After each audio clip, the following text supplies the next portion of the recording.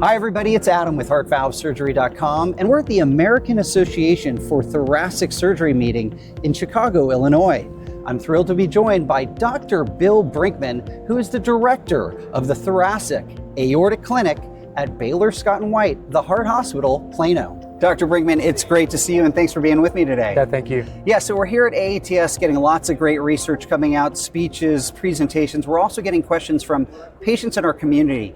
This one comes in from Shannon, and she asks, is lifting rather mid to heavy weights putting too much strain on my valve or heart and doing damage?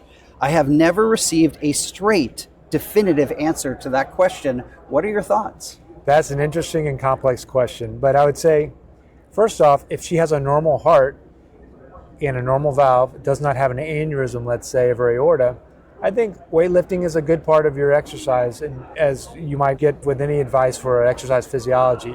Now, if you've had a valve repair of your aortic valve or a Ross procedure, for example, in the early months, maybe even out to a year after the procedure, we might tell people to take it easy on heavy lifting, because when you're straining, doing heavy weights, your blood pressure might go up above 200.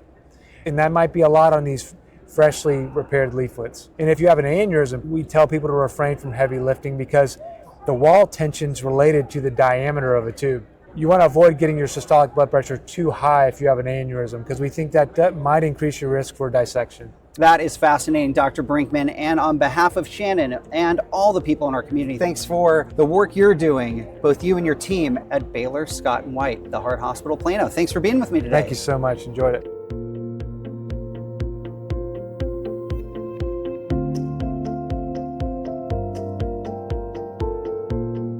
Hi, everybody. It's Adam. I hope you enjoyed that video.